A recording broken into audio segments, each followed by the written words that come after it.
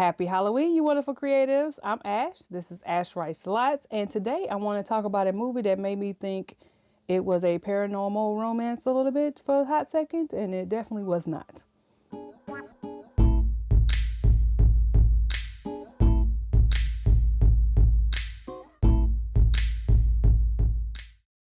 Okay, well, first let me introduce you to Kiki the Kraken. Isn't she a wonderful? Yay, purple, green eyes. Look at her. She is beautiful. This is another project made from the wonderful Natalie from The Twisted Hatter. This channel is like 1 degree from being a stand account of Natalie's, and I think I'm okay with that. I really think I'm okay. She is just too cute. But she also fits the theme for today because we're talking about a sea creature in the movie Sweetheart, which was a Netflix original that came out back in 2019. And I did watch it a while back, but it is part of my horror movie repertoire. I felt like it was a paranormal romance after one scene in the movie.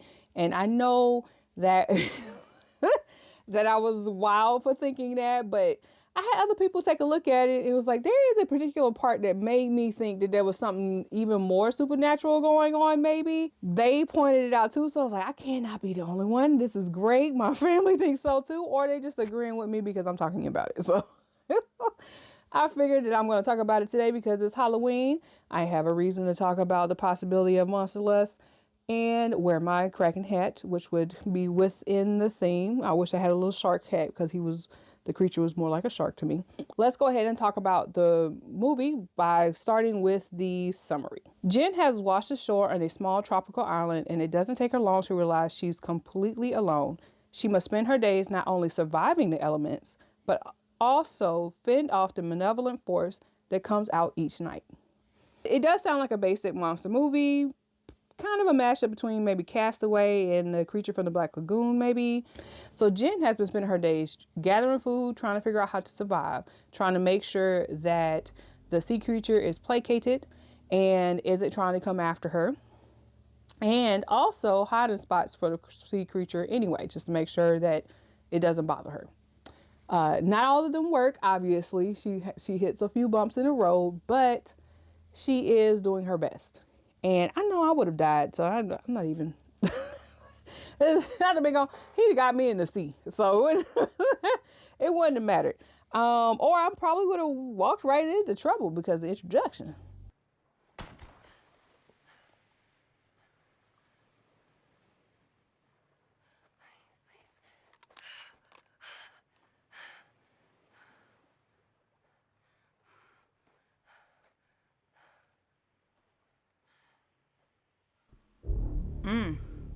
Who is that?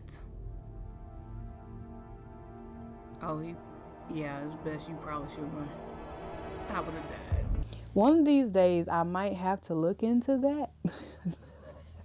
But right now, I'm having fun, so I'm not going to worry about it. The movie seems to fit, or almost fit, Blake Snyder's Monster in the House by way of the 3 different elements that make it Monster in the House. So you have 1, which is the actual monster. So he's supernatural. It's the merman. 2, you have the house, which is the deserted island. I mean, she can't go anywhere. Jen is stuck. And then 3, you have the sin. And that is the one where I don't know exactly who is the sin, who's brought them to the island, who has created a situation until Luca and Mia show up and they make it to the island on the raft. And even though Jen is super elated, she is like, okay, we need to head out. Now, she does not do a good job of telling them what's going on. Like, there is something on this island, something crazy is going on, and she goes straight into a monster. They're not going to believe you. I mean, really, who would? But the way that Lucas talks to her gives me kind of that real gaslighty vibe, and I really don't like it. I would like to also note that the only time he calls her sweetheart is when he seems to be talking down to her or turning Jen down. I can tell you, I do not like him. Okay, I don't like him. So whenever you guys are ready, we should get out of here.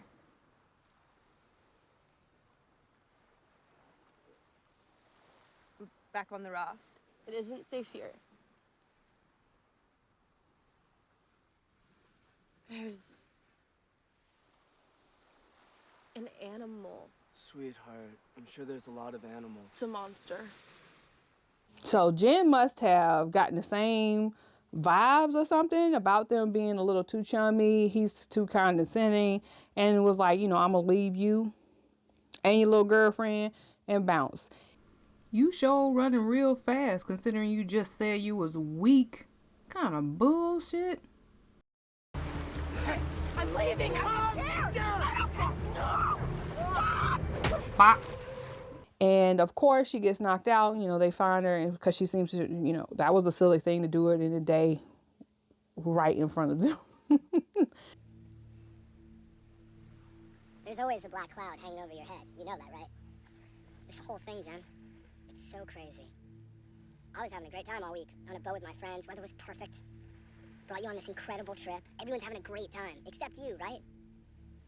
And the night you come up to tell me that you might not be happy, that you maybe don't want to be in this. Storm clouds roll in. And right there is where my mind pretty much blanked and revved back up with a volley of questions. Pretty much, does Jen have the power to control the weather?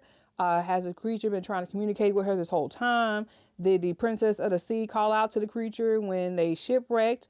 Was the reason she was able to get to the island just with a life jacket, because of the creature, and everybody else either died or had to be on a raft?